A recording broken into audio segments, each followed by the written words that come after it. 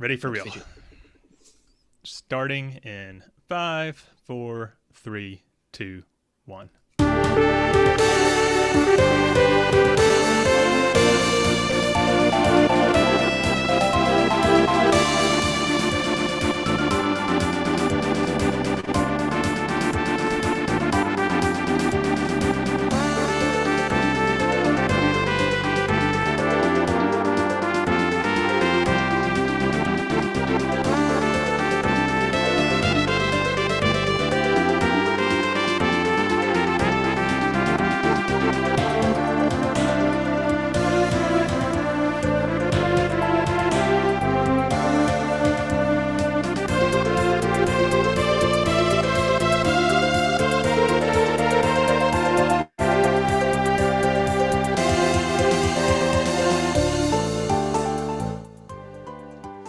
Welcome to the RPG After Years, your weekly show covering all things RPGs from the past, present, and future.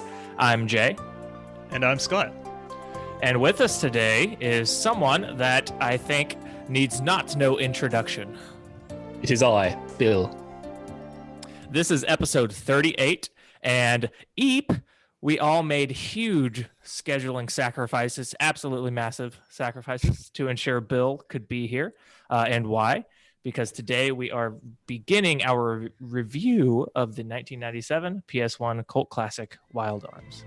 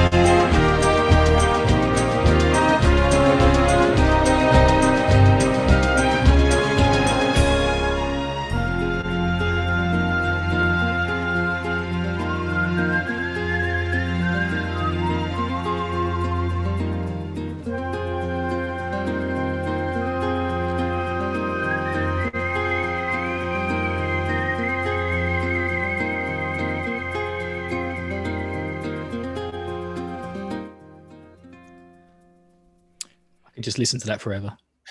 So beautiful. Yeah, Now, the reason guys, people think Wild Arms music is good. it's the Western that you don't feel anywhere else. So since this is a review, we will not be doing any catch up or anything like that, like the normal catch up we do. Today we are going to be covering development history and the story of the game. We will cover gameplay and the final ratings in part 2. But before that, we're going to make a catch up exception here. So Bill, how the HE double hockey sticks are you? Yeah, I'm all right. All right. That's Next. You haven't been doing anything with your life? How's your kids? Didn't you go to like a nature park or something recently? Oh, you mean the rare Patch. goat breed farm? The United Kingdom, the United Animal Kingdom. We did go pumpkin shopping. I say shopping, picking at the weekend. That was quite nice. Picked out some giant pumpkins to carve up for Halloween. So The that pumpkins was fun. different. I wonder if the pumpkins are different over there. They're just made of something Big. a little bit different. They're a Bigger, little fancier. Ew. No, definitely not. Me and my wife walked in and was just like, oh my God, this is like the worst possible place for social distancing. Apart from the fact it's outside, they made zero effort. Yeah. So we were like, right, masks on, let's pick Sounds stuff quick great. and get out of here. I just ran into Yeah. the store and grabbed 3 pumpkins really fast and ran out. Didn't even COVID pay. pumpkins. Can you imagine? Well, it's strange because some places you go to and they've really made an effort and it's actually better than it used to be before COVID. Like I say, like you guys joked about, we went to a rare goat breed farm, which basically has like 6 different types of goats. Like it's great for the girls; they absolutely love it. But beforehand, it used to be really busy, and now you have to book a slot and you get to walk around by yourself, and it's so much nicer. you don't get to like one of the goats and like it's just got piles of food in front of it and it's not interested in your food and just like so some things are better, but pumpkin picking is not. Yeah, I'm It's afraid. a I scary think I'm going to go world out there. vote tomorrow or maybe the next day, and I'm kind of afraid of how that's going to go. So can't you postal vote? not in Tennessee, unfortunately. So Can you carry a gun with you? That will. Is that allowed in Tennessee? I might need one. Jay, did you want to talk about your rower? Oh yeah, I bought a rower to get my fitness on. I used it today for the first time. It's very nice. How was it? It was good quality rower. It was a rower that I've used several times in my past. Not the exact rower because this is brand new, of course. But yeah, just flexing on everybody, on me buying all this expensive stuff. There you go. Gaming PC, rower. Speaking of the gaming PC, how's it going? What games have you been pushing it with? Well, pushing it is kind of pushing it, but I probably the most difficult thing I've played on it is Outer Worlds. I have that up. I can play that all maxed out, so that's pretty nice. Cool. I had that suggested to me. Is it any good? So far, I mean I would not go begging people to play it. It's not that good. It's not like I want to play it all and then absolutely get a review. But if you liked Fallout New Vegas, I think you'll like this game. Ooh, I love New Vegas. So what about Final Fantasy 14? You've been playing that as well, haven't you? I have been playing a lot of 14. It does not push my computer at all whatsoever, even while I'm like, because usually what I'll do is play it, and half the time I'm just doing like, I can just turn my mind off and go to the next objective. And so I'm like usually watching TV on my other monitor or something like that. Yeah, because I've been using my Vita to play it on remote play, and my PlayStation is in the room above, and I can normally hear it from down here. It's just like going. It's just like it sounds like a jet engine going like a off. fucking helicopter. So yeah, I am like almost level 30. Just joined a grand company. But I have been playing a little bit of 13 as well on it. Stopped doing that because of 14, and I've been doing quite a bit of coding on it too. Just because I don't know, it's fun. All right. Well, this ain't a video game catch up. Just wanted to see how Bill was doing. Yeah, I'm still alive. Bill kicked it over to my corner, so thank you, Scott. So I love gaming PCs. I used to build PCs like 10 years ago, and so it's just like right here, it's there for me. Oh, look at that sexy beast! Look how, for the people who are listening, erect. Oh yeah, it gets me a bit of a stiff. But yeah, I've been doing all right. Like I said, been playing Final Fantasy 14. That's about it. Good. I'm glad nothing's going wrong, at least, I guess. I may have played a bit of Neir. You cheater. Don't tell Rich. I won't. I'll keep it secret. Keep it safe. All right. So, impromptu tea time over. Time capped. Before we get to the review, though, we need to talk about the save state of the podcast. All right, guys. The RPG After Years has a pretty dreamy Patreon for all people who want to be patronized. So, Bill, why don't you tell us about it? I love Bill's being technically a patron, so I am a patron. Yeah, I was going to say I am there at the $5 tier, so I get most of this stuff. If you want to pay us to edit our videos, that's a tier. there you go. So yeah, you can get with the Patreon, you can get early access to episodes. Normally I manage to get them edited and out on a Tuesday, but Wednesday by the latest. They are ad-free versions. So if you are sick of hearing me at the moment talk about Spotify, it used to be Rich. It's a good way of avoiding that. You also get Aftercast, which is where the guys get to let their hair down. And I don't know if I absolutely loved the most recent one where you guys talked about Harry Potter. I thought that was an really absolute. Yeah, I thought that was an absolute banging episode. I think that's Not one of the best. Not to pat ourselves best on the back or anything, but no, but honestly, that's one of the best golden years and after years shows ever, as far as I'm concerned. That's like top 10. That was such a good episode. So honored. I really enjoyed it. Like I was so infused listening to it. It was great. I say extra reviews. Mostly Scott does extra reviews. Yeah, Scott and Corey. Yeah, if it's got Mario or a giant monkey in it, he's on it. And and then also you can join in with, like today, the RPG Club nominations and voting. And lots more. So come and join us over on the Patreon at patreon.com/RPG After Years. So one thing you might notice if you are keeping up with us at all on Twitter or the social medias, we have been streaming to Twitch. So usually we go live on Sundays around 9 a.m. Eastern time. There are, of course, exceptions, like today being an exception, where we are recording in an evening to accommodate all of the schedules.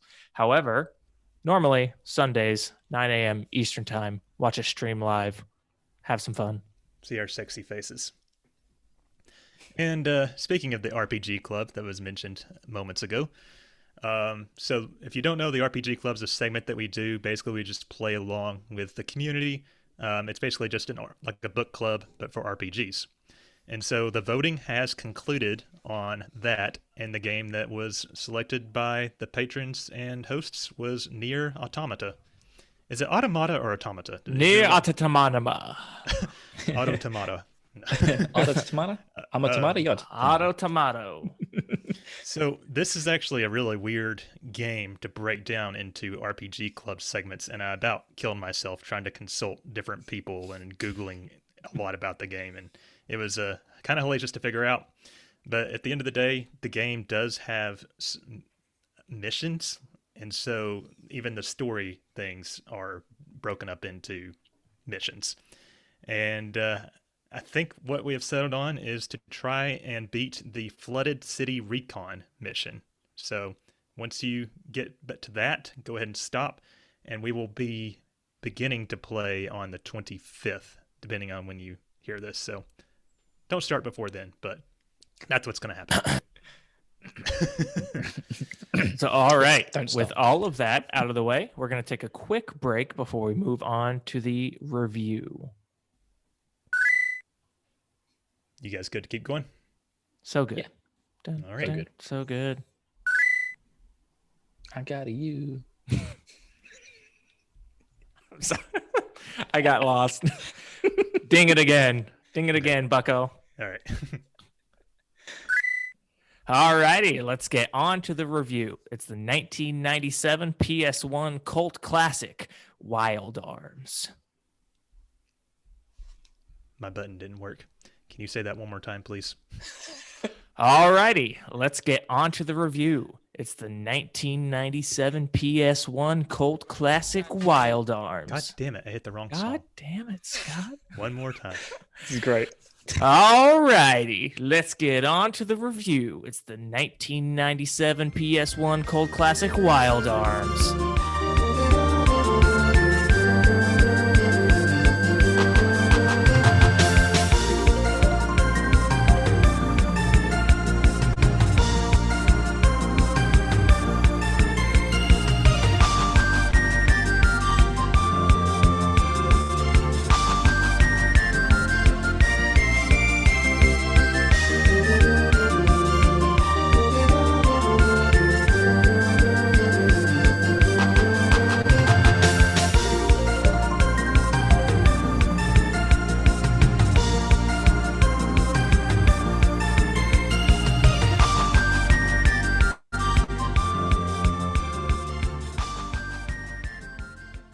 I have to ask Jay, were you flapping your arms because you recognized that as the airship music? I flapped my arms because of the name of the song. Oh, okay. There you go. The bird which flies in the sky. The song names in this game are great. The bird which flies in the sky. I don't understand because don't most birds fly in the sky? So I guess there are some flying. Penguins. There you go. So check yourself before you wreck yourself. All right. Yeah. Also, this was a metal bird. Don't forget, it's got permanent Megadeth coming out of it all the time. Maybe it's a capital B, bird, not bird, but bird. Bird. Anyway. There you go. All right. So, like we always do with reviews, we like to talk about the things that were popular during the release time in the different regions for these games. So Wild Arms was released in Japan on December 20th, 1996. And that is 8,705 days ago. 23 years ago, 23 years, 10 months, and 0 days ago. So this game is almost as old as me. I was going to say, how old were you? You were like 2, right? So at this point, I was almost 2. I would be 2 in about 1 month and 5 days. That is terrifying. Gotcha. Yes. Very interesting. Oh, December 96. What would I have been? I would have been 11. So you're so old. In North America, it was released on April 30th, 1997. So that's 8,574 days ago, or 22 years, 5 months, and 7 days. Not as bad. And then Europe, for some reason, got the short stick. It was released October of 98, 8,055 days ago, or 22 years, question mark months, question mark days, because Scott couldn't get this one. No, the release date was literally listed as October 9th. Oh, okay. So it's unknown what day it came out on. Nobody knows. It's a mystery. Halloween. Yeah, Europe used to get the shaft back in those days all the time, as far as like release delays, or sometimes not even getting games at all. So yeah, it's like, well, we got them in Japan, and then North America, and it's like nobody else has money. Well, everyone's still recovering from the world wars. It's just it's for a joke. Everything just took ages to come out in power regions. But also, it's good to note as well. Our Wild you Arms guys get better. Oh yeah, sorry. It's good to note. good to note as well that Wild Arms is generally considered to be the first RPG on the PlayStation. And I think, as far as North American releases go, only Beyond the Beyond and a game called Temco Deception was released before it. But who plays those? Never heard of it. I think that might actually be in the history somewhere down there. So. Oh, sorry. But yeah, it predates even like the likes of like Final Fantasy VII and stuff. So. Not for me. I was kind of, it came out once after I realized like 7. exactly how old, how old the game was, I was like, oh, that's why everything's kind of shitty. Hey, one thing we always do on the show is we go over like what was the top music and movie at the time of release. So in the U.S., the Billboard #1 song was "Can't Nobody Hold Me Down" by Puff Daddy featuring Mace. Never seen, so you suck my juice, clutch my ooze. Anything I touch, I bruise. Puff make his own laws, we ain't stuck with rules. Good fellas, you know you can't touch us, dude. Don't push us, cause we're close to the edge. We're trying. I don't think I've ever heard this, to be honest. You've never seen Happy Feet? Don't push me because I am close to the edge. Oh, but isn't it just like the baby penguin? Yes. So cute. It's so good. Also, I just remember this. I had to look for an edited version because there's a bunch of N-words in there too. Yes. Yeah. So what was going on in the UK? Well, I believe Bill? we had a lovely little ditty from Cher, if I remember rightly. I know we couldn't get down an exact date, but the possibilities was either Believe by Cher, Roller Coaster by Bewitched, Girlfriend by Billy, or Gin and Tonic.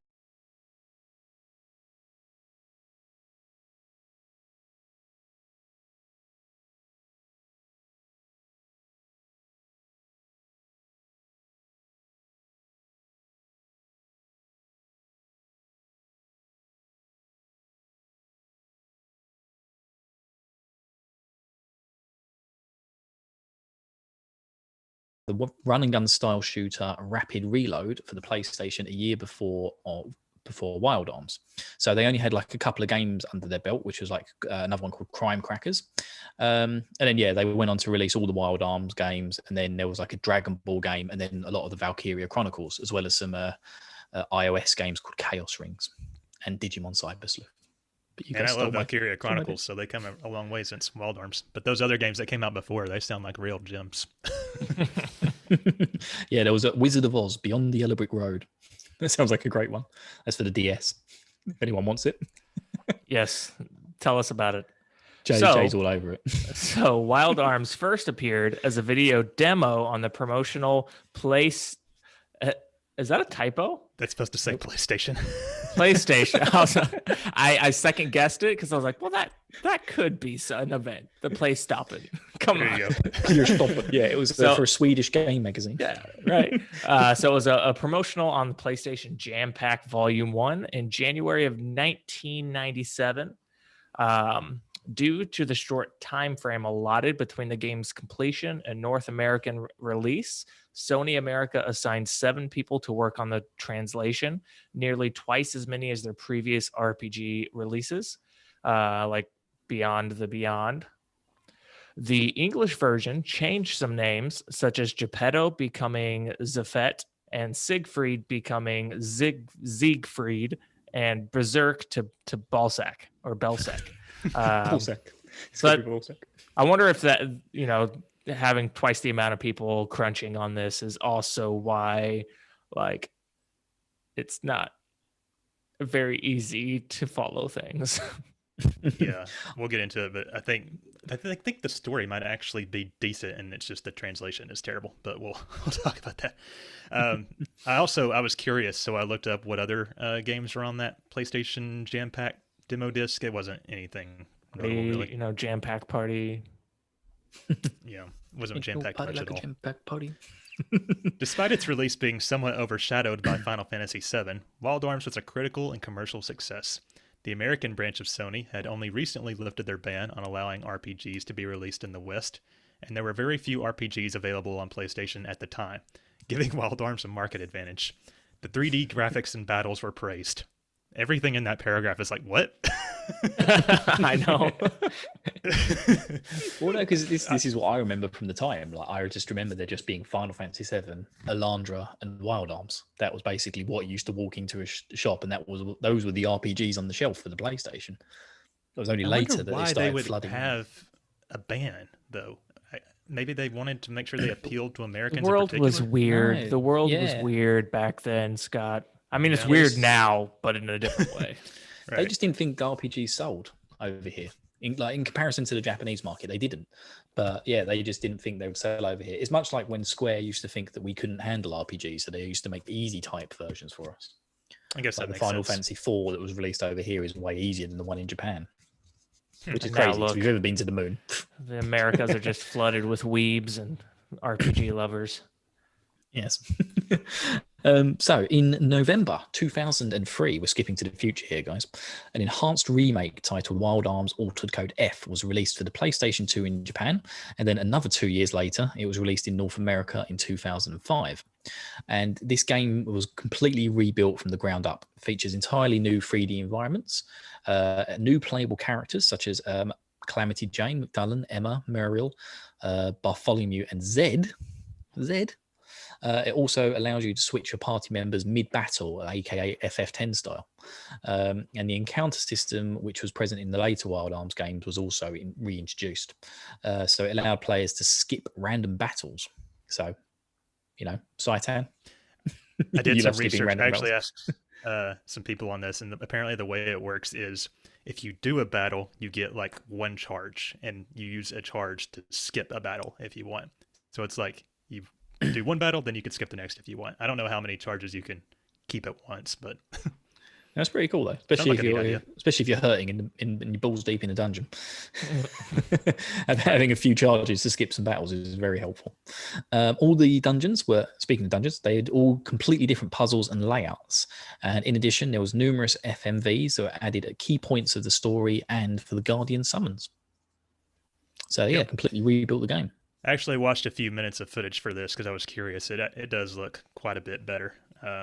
The overworld still looks pretty shitty to me. I think the sprites actually look better than what they did for the 3D overworld. But Yeah, I can't say. Yeah, I can say as Wild Arm goes on, I kind of prefer the original look of the games.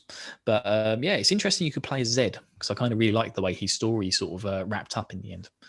But yeah, honestly, like this is like being a glutton for punishment, but I wouldn't mind checking this game out one day, far down the road.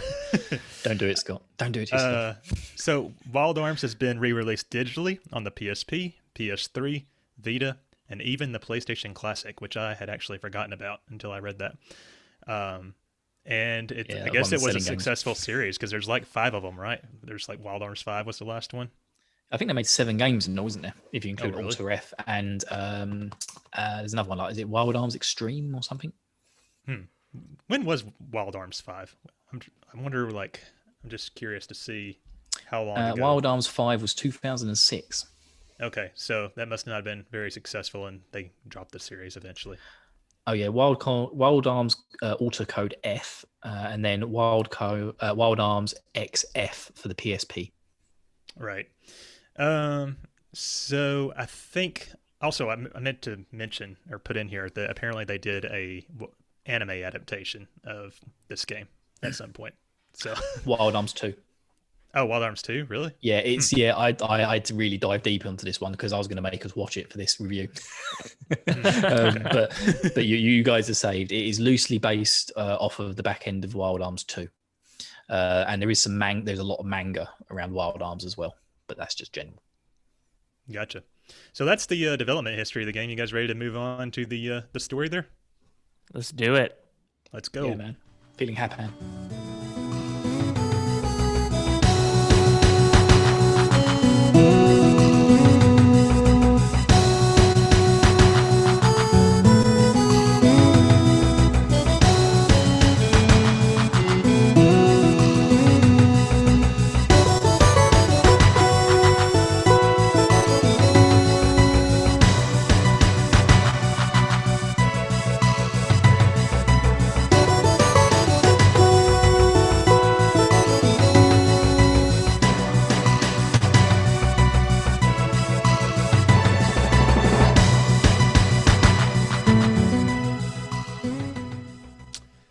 I'll give us a quick little introduction here. I'm just going to read like the intro from the wiki.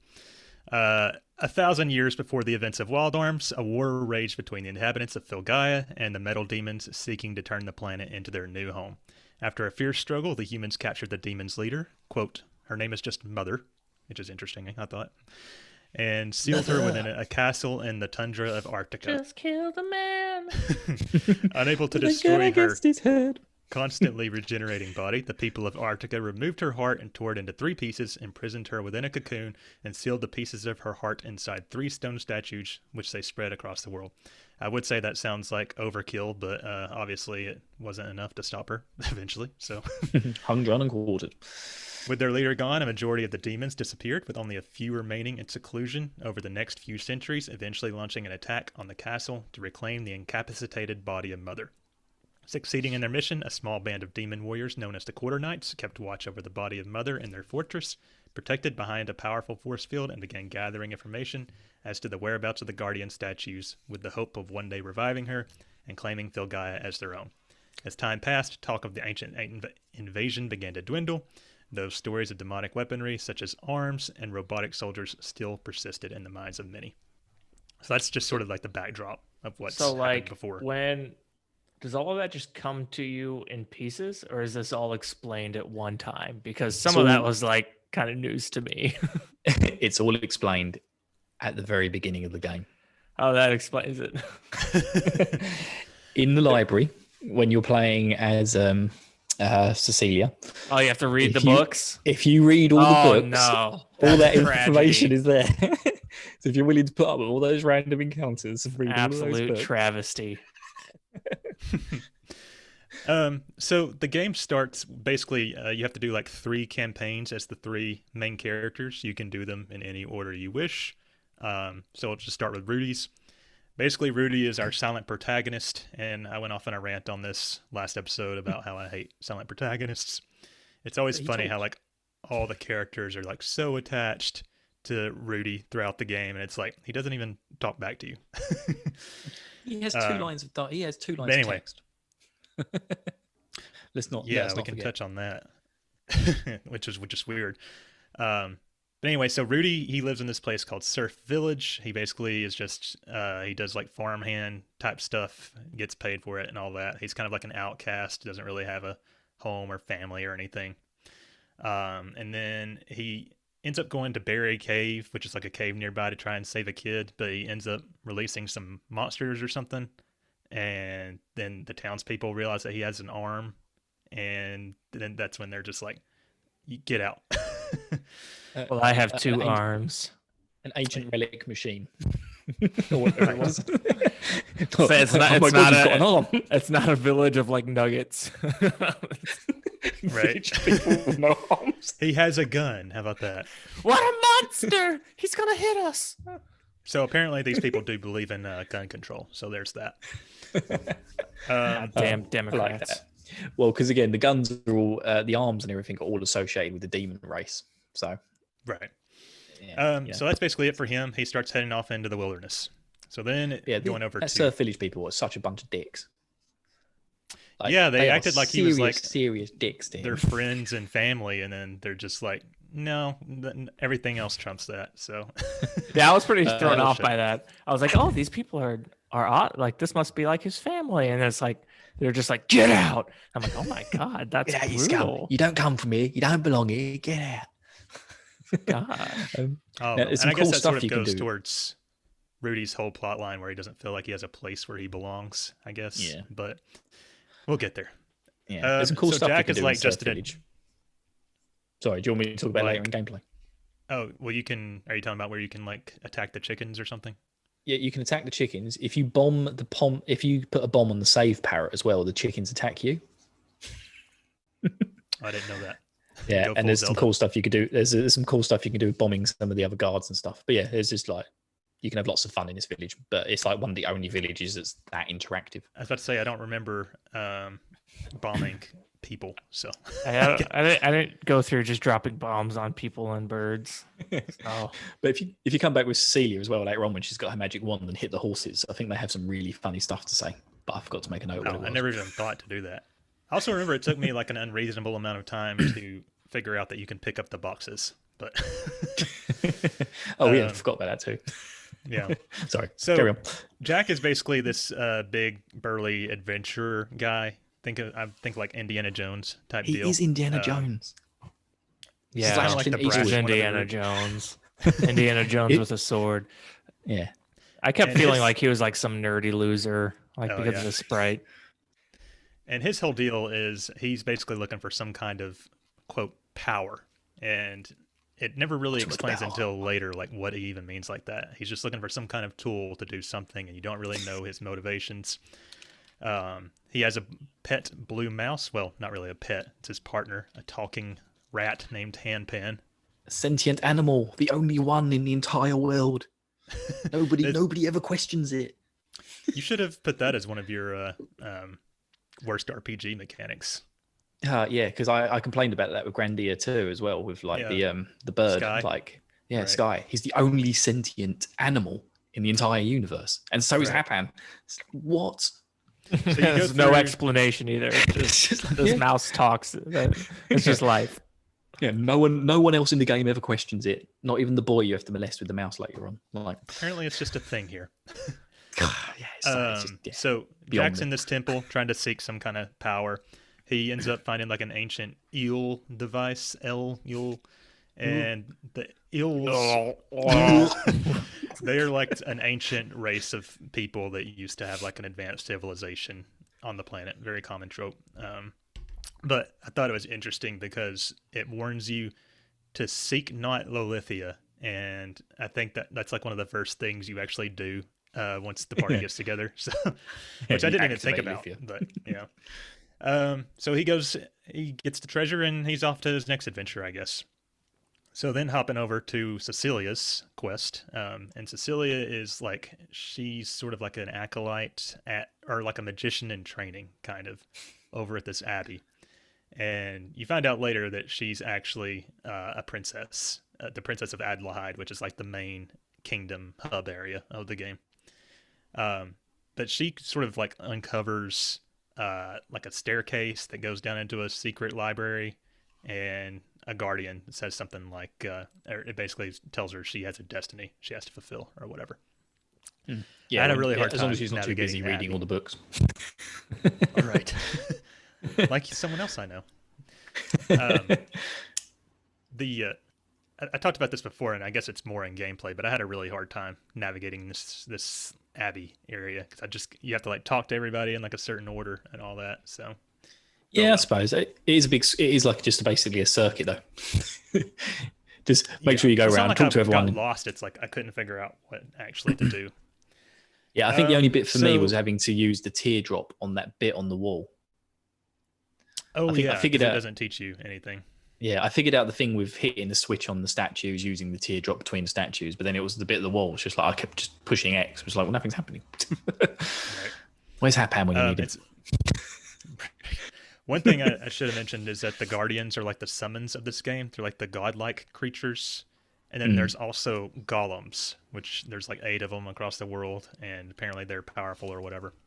They were created to fight the demons during the original Demon War 1,000 years ago, which, if you read the books in the library, I may Womp, have, but womp. honestly, like you can hear me say that a lot.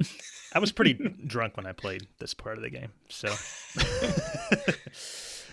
Yeah, we need to talk, Scott. So This is your anyway, intervention. she heads off to Adlehyde, and you get to Adlehyde. There's like they're about to have some kind of big festival to celebrate like the defeat of the demons and the golems and all that.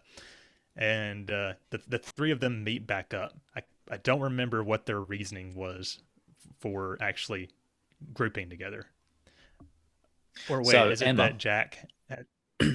Right. Oh no, Emma basically employs Cecilia and says like, "Hey, I need help with doing this, but you're going to need to find a couple of people." And then you literally just go and talk to them at the same point, and they're like, "Yeah, I've got nothing better to do. Fuck it."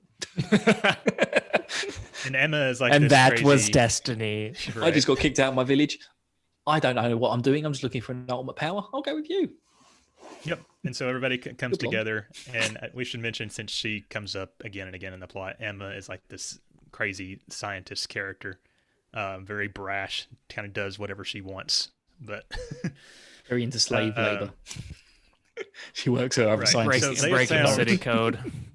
they've discovered one of the golems nearby, and she wants to excavate it, so she hires you.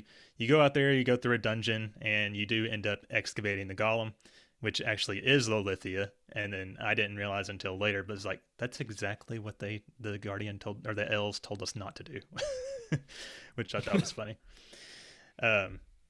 So they managed to excavate the golem. You have the festival. There's a bunch of mini games here that you can do, or you can skip them. We can talk mini games. Not now. Yeah. Oh, okay. We'll save I'll it. wait.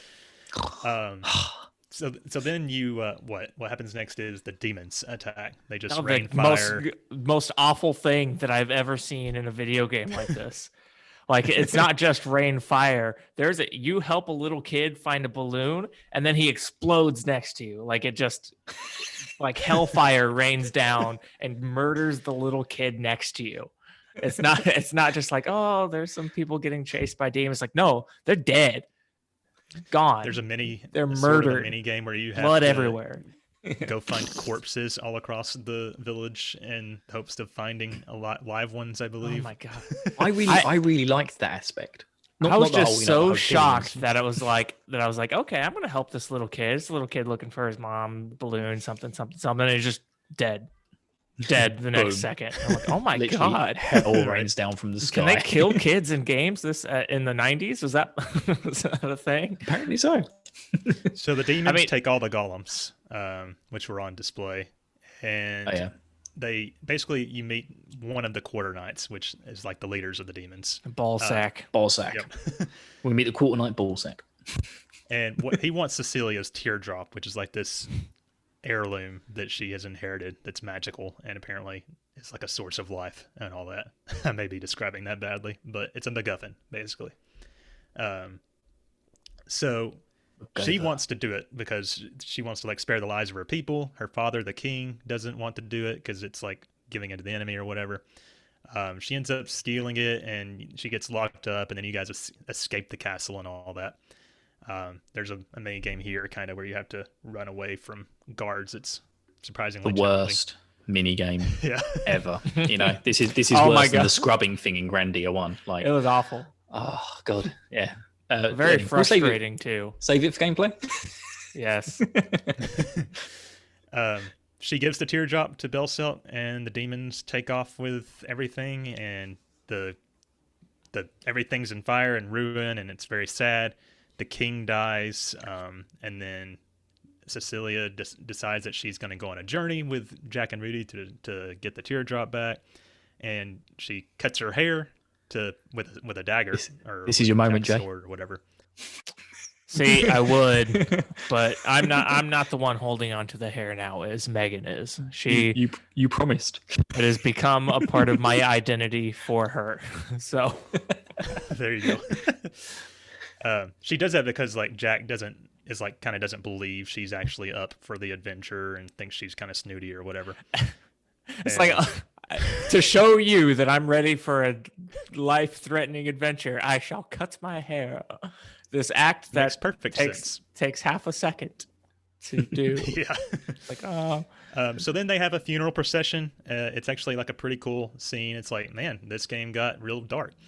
And I think I mentioned this before in one of the other episodes, but like you get sort of like some narration here, and the narrator is like, the story begins here. And I'm like 6 hours in at this point. I'm like, holy shit. yeah, I remember seeing, because that's like where it first shows like the Wild Arms like thing, isn't it? Like you get like music and it shows like the blah blah, and I was just like, oh my god. Okay, Like 2 hours at this point. I didn't spend time reading all the books in the library. Right. Apparently, I was just really slow on this first section for some reason. But anyway, Enjoying yourself. That's what it was. there you go. Basically, at this point you're off on an adventure to try and find the Guardians. You climb a mountain and do all kinds of stuff, and I'm kind of yada-yadaing over some of the less important details here. Yeah. Jack finds a lighter in a cave, as you do. Right. So you burn shit. You go to the Guardian Shrine, and here it splits you up into three characters again, three different paths, and basically it's like a trial by the Guardians to make sure that the three characters are ready to, take on their destiny. Yeah, this bit was great. I really enjoyed this bit. This was like some cool. This like it really played on like all the characters' weaknesses, and the Guardians basically tested each of them by just telling them how shitty they were. Yeah, they basically failed. Introduction to the Guardians though was like one more new concept. So you got the demons, the golems, the Guardians, the humans, the whatever the hell Rudy is. Because I didn't realize till like halfway through the game that the demons were all made out of metal and were like all robotic. Yeah, you got I didn't either, actually, I don't think. Pardon? So the Guardians, like, they decide, well, they don't really have a choice. They got to let these losers go and try to save the world. No one else has turned up, so fuck it. Right. Also, to note, these Guardians are called Earth, Wind, and Fire. Oh, yeah. Is that why that's why you... that's why I wanted an Earth, Wind, and Fire drop. Did you get one? I did not, because I was like, well, he didn't tell me why, so I assume it's for something stupid, so I didn't do it. And you were right. There you go. My moment is gone. So, as kind of like a sneak peek into the future, I totally thought that these three were just it. These were the only Guardians. And there's like a dozen of them or something. These like important there's so many. Three characters, like they're going to help you defeat the demons. I'm like, okay, 3 characters, 3 Guardians. This is a thing. That makes sense. Nope. I'd have to look through my runes. I'm pretty sure there's like 20 of them. I feel like you get a new Guardian every time you turn around, but every time you learn a little bit about yourself, you get a new Guardian. Right. Every now and then I see you go to Bashkar Village, which is like a Native American, like naturalist type town. You learn from the chief there that basically to stop the demon leader from being resurrected, you have to destroy or protect 3 statues, because if the statues are destroyed, it releases seals on Mother. And I'm pretty sure at this point we've been introduced to all the Quarter Knights. Every now and then it'll give you a scene where like the 4 of them are talking about reviving Mother up in their spaceship or wherever it is they are. The photosphere, actually, I think. But so you go to Mount Zenom, you climb to the top, and that statue is destroyed by Balsac. And then you learn that you can use the L pyramids to teleport around the world, which was kind of a nifty feature since you didn't have teleport yet. You probably. You go to Saint Centaur. There's that scene where Handpan can't get in because it has like a monster gate. So they just put Handpan deep in his pocket or something. Didn't that actually unintentionally break the seal or something on that town? I remember the seal on the town gets broken somehow. Yeah, I don't think that was Hapan. But yeah, it was just like basically if he was close enough to Jack, he wouldn't set it off, so he had to like sit deep in his pocket. And also, you skipped over how cool the the teleportation system was. I said it was very That's useful. debatable. I thought that was awesome. Like you just turn up to the thing and it's like to space, back down. It's very very reminiscent of Fantasy Star 4. Yeah, I actually forgot about It, that. it actually it turns you into particles, much like Star Trek, flings you up, you bounce off a satellite and go down to the pyramid on the other side of the planet. I just thought, Right. at that point, I was just like, oh my god, this is all going to go into like, because I couldn't remember much about the game. I was like, oh my god, we're going to go to loads of spaceship. I remember I used the pyramids for Moons, like the first time satellites. in forever towards the end of the game, trying to get to Abyss. It only took me 2 Oh, yeah. tries, but when it did like the space beam thing, I was like, totally forgot that was a thing. Because am I right? Is the Abyss, is that actually a space station? Do you get like stuck in the satellite? I don't remember that happening, but it could be. Yeah, okay. I thought it happened like towards the end. Yeah, you're up in space towards the end there, because he's trying to do all kinds of evil things up there. She. Yeah. I thought it was So you going to get be a the bit more cage prevalent. tower. That was all. Sorry. You know, Reel it Or back in. you get the cage tower, you get to the top, you meet another one of the quarter knights, Alhazad, who is like this giant hamster-looking thing with a white bed sheet draped over him. Yeah, he's a goat with a cool jacket. We get to see his true form later, and not until like almost the end of the game. But he's like an eldritch horror under there. He is butt ugly. It's a dog Halloween costume. Yeah. He's kind of like a horny, like planner type character. Like he sort of hatches devious plots and shit. Ujo type person. Yep. So apparently the second statue is actually in the town of Saint Centaur. So I forget why we came to the tower or whatever. But so Alhazad traps the group at the top of the tower, and he goes off to Saint Centaur to destroy the statue. And he says he's going to do experiments on the people of Saint Centaur. But actually, this is when you meet Calamity Jane and her butler McDoullin. And apparently, if you've been talking to people, you would have already learned about her. She's kind of like this infamous, like, kind of treasure hunter type character. I actually really enjoyed her role in the plot until they forgot about her at the very end. But so she actually lets you free if you pay her 2,000 Jella, which is the money, because she was going to get a bounty, but they already defeated the monster or something like that. So you go back to Saint Centaur. The town is empty. I guess they all got kidnapped and killed, and Alhazad has destroyed the statue. Womp womp. So we're 0 for 2 so far. You go to Port Timney. This is where you meet Bartholomew, who is the captain of the Sweet Candy, which is basically just a ship. Very interesting name. I think it tells you why he named it that at one point, but I don't really remember. Oh, we know why. We know what. So he's apparently going to get married or something. So he asks you to get a crystal bud. You go to the Maze of Death to do that. You get that, and the place collapses. There's an optional boss there you can fight. You get Awesome back, fight. and it turns out that the wedding was a sham. But he has like a rival named Drake, so he like wants to impress him. So they decide to put on like a fake wedding so they can get onto the ship. And so there's like Do you think? Do you think that this Drake guy? Do you think that he has enemies? Do you think he has a lot of enemies? Are you basing that on the real life Drake? Yeah, I got enemies. Got a lot of enemies. Oh, okay. I see where you're going. I'm too old. There's like a But- series of humorous scenes here that you have to like remember like certain details about how the weddings are supposed to, the traditions go. But then of course Lady Harkin, who is another quarter knight, she shows up, and after you fight Zed, who is a demon that wants to be a quarter knight, but he's just kind of like a joke villain, she destroys the statue. So we have completely failed, and you get a scene where Mother revives, and the quarter knights learn that she doesn't want to rule the world. She wants to destroy it, which is very concerning to them because they thought they were going to rule it. It's epic though. you It's see- such a good bit of the story. They're yeah. all just like, well, shit. Yeah, Jay basically mentioned it in every single RPG Club episode afterwards. It's just like she wakes up, it's like, I'm going to destroy everything, including you guys. I'm going to eat you as a snack afterwards. It's like, fuck. It's going to be Take great. I thought it was just going to take over the world. But no, Mum's going to eat me instead. Siegfried, who is the leader of the quarter knights in particular, is like, fuck. Yes. It's like, it's all going to be great. We're going to raise mother. We're going to take over the world. It's going to be fine. No, I'm going to eat you. Yep. So that is where part 1 of the first RPG Club segment that we did ended. So, Bill, I'll hand it off to you here. Okay, but before I start, did you get the fact that Bartholomew, the ship captain, is supposed to be gay? No, he is. Yeah, it's actually Drake gives. Way to miss that, Scott.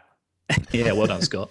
Gay I think artist, Drake drops a lot of hints that he's got strange, like he's got different sexual preferences.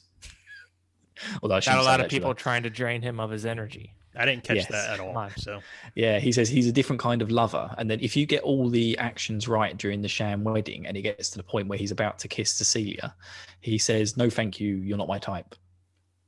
And I thought I did it all right, but maybe I just wasn't paying. I think it's close something like that. That Because I think could he was be. supposed to marry the barmaid as well. But yeah, I think that's why. I think that's the whole thing that's been lost in translation. So I think he's supposed to be gay. And Japan the whole thing- always demonizes the gay people. Oh yes. Oh, the one in Fantasy Star 2 is pretty bad. He got completely changed for the US version because they just thought it was a bit like close to the now. This is very distasteful. Yeah, it's very distasteful. But yeah, Bartholomew is supposed to be gay. Interesting. Oh, Barty. So anyway, I'll continue on. So next up, we go into the Sand River, which I absolutely hated. Even using a guide, I hated trying to I hate things like this where there's like, what do you call it, escalators and stuff where you go on and it just takes you off automatically and you've got no control. You know what I those dungeons hate? with The passion. darkness. And I didn't have a Pikachu to use Flash. I hated it. This place literally made me car sick and gave me a headache because I was playing it on the way down to one of my beach trips, and I just couldn't see One of anything. many. So I was like squinting and trying to hold the Vita a certain way. And when I actually got to the apartment and tried to like play it, I was like, oh, no wonder I couldn't see shit. I still can't see shit in the perfect lighting. So Yeah, man, you got to get that lighter out. Anyway, so you get through the Sand Rivers and you make your way to the ship graveyard, which is a town where everything washes up on the shore, which is very important to remember. Never forget. When you lose stuff, it always washes up in ship's graveyard. yep. And a man named Dan asks you to go to a pleasing garden where you get a special massage from a Thai lady. I mean, it's the big dungeon in the sky with, as Scott says, some silly, was it directional mechanics? Yeah, this is the one where like certain paths wouldn't be open unless you had gone to certain rooms in like a certain Oh yeah, you had order. to actually open up a chest in order to go somewhere for this one. Yeah. Yeah, you It's open like, up a chest that had what? a potion in it, which would then open What- up What a if I didn't switch want that this you could use to potion? go on. I was trying know. to fly through this. I wasn't opening chests. Why are we even here to begin with? Why are we helping rando guy get his wife's bracelet? We have important things His to do. dead's wife bracelet, I think, isn't it? But yeah, it's just it's so ridiculous. But I didn't use a guide, and I really enjoyed this dungeon, especially as you get the grappling hook here. And I thought that was an excellent mechanic. So, I really enjoyed the Pleasing Garden. I remember hearing you guys shit on it. I was just like, hey, that was a good dungeon, man. It was a stupid dungeon with no plot development. Stupid. Well, yeah, and there were basically in this whole section there was very little plot development anyway. So you go back to the ship's graveyard, and Bartholomew comes back with the sweet candy and says, "Hey, you can use my boat," but unfortunately a ghost ship turns up, which stops you from going anywhere. So you have to go on and you have to beat the ghost ship. Which So to was- reiterate, we have metal demons, golems, guardian summons, humans, and ghost ships. oh, and Elves. Eulers. This whole part of the game is kind of like a filler episode. Yeah, basically, there's just so much exploration in this one. So this It's is like where they you then it's like they packed all the story in. It was like, oh man, this is only 15 hours. Guys, do stuff. Yeah. yeah, because it is Although I basically will say it. You I get- thought the scene where the ship sinks was pretty cool looking. Yeah, they did that really nicely For where this they game. showed it everyone standing on the sweet candy watching the boat slowly sink into the ground. And then I think whatever you needed off of the ghost ship then washed up on the shore in the ship graveyard, you know? They're hammering the Yay. point home here. And then you get to travel around the inner sea on the Sweet Candy, and you basically just have to find a load of random shit in order to get into the Tri-Pillar, which had really good. I love this bit because you could split the party up, but This was an absolute pain if you screwed up. There is a Yes. way to like get out of it. I did not know that, so I just loaded a save. so I what didn't know was that the way either until out? Rich said it. You have to like get to a certain point that will let you like go back to the beginning. I'm pretty sure there's like a teleporter somewhere. Somewhere out there over the rainbow blue. But yeah, Yes. it was really cool. You got to split your party up, and as long as you put the party on the right teleporter, so that they had their part of the dungeon, because yeah, like one part would have grappling hook mechanics, which unless you're Jack, you've got no chance of getting over. And yeah, you get to the top of the Tri-Pillar, and then you get to fight the Major Fox, who I actually had a lot of trouble with. He was pretty hard. Yeah, I found that absolutely balls out hard. He could like one shot Celia, and that was it. I'd be fucked. I had to fight him twice. And then you get the Blue Virtue, whatever that is. Sorry, just broke my iPad. Say Way what to the hell is go. that? And what is it? Yeah. There's like a blue virtue and a red something, and you need these to unlock. Yeah, there's somewhere. like a red eye and a blue virtue, which you need to unlock the dungeon where the golem is. Oh, so is that it? We're after the golem already at this point. Yeah, that's I kind guess of because it. we know where the demons are. It's in the photosphere, and it has that big barrier over it. Yeah, because yeah, Apparently the golem we've can break it or we something. failed at stopping Mother from being revived, and so now we're just looking for shit to fight the demons with. Right. And the only thing we know about are these eight golems of legend, which were made Right. 1,000 years ago to beat the demons. And we know they've already taken 3 of them, so we might as well try and find some of the others. We then end up going to Rosetta and the Forest Mound, where we actually meet our first eel, which is a Eel. We should look up Very how to pronounce that. no. It's supposed to be elf, but they just decided to put a W in there because they were being lazy with the translation. Oh, I'm not looking way up you how know. to say that. Yeah. Well, they've got pointy ears, like they are elves. Damn. They're But- pronounced Elu. Elu? Elu. Elu. Oh, hello. Hello. Okay. Hello. All Brilliant. right. So yeah, so we meet Meryl, our first Ilu, and she's been bullied by the town kids, which is hilarious. Hello to And- you. And this is kind of where we get our first bit of plot with Rudy, isn't it? He actually stands up for her and punches a kid in the face, I enjoyed that. which is great. So yeah, she's trying to help the sick mayor because she's got some special herbs in brackets. Wish I had some special herbs. He means marijuana. Yeah, and then when we eventually, you help the mayor, everyone's happy with you. Jane comes along and tells you to go to the volcano trap for some reason, which is a That's big where lava the dungeon. other jewel, the red jewel you need is. Oh yes, and so in the lava dungeon, where lava actually really, really hurts. Like I'm so Yeah. used to RPGs where you walk over, acid floor or lava floors, and it takes 1 hit point off, and you're like, "Pff, I don't care. I'm going to walk across this thing and use a potion." But this one, like you Right. walk over it 3 steps, and it takes all of your HP away, and then you get into a random encounter. I and had you're the same thought. I was just like, oh wow, like this actually means shit in this game. Right. And here we get confronted by Zed and Ballsack, who sets a trap for us. But Jane destroys the pillars. We then defeat Ballsack, and his replacement, Boomerang, kills him because he's like a mystery assassin. But at this point, we don't know that He's like a he's ninja that he's- character. Yeah, we don't know he's Boomerang. We find out in like 2 minutes later when there's another cutscene. Right. So this is where we've got our blue stone and our red stone. We go to the giant's cradle and we find the earth golem buried within. So we go and fetch Emma to examine it, and she says she's unable to activate it and they need a rune drive. So it's need just a more third fetch thing. questing. Yeah. So How does there's Emma a bit know? here. How You mentioned you Like skipped how- over the scene where Rudy saves Jane from like the rubble falling on her, and that's where you get your first hint that they might or she might have feelings for him.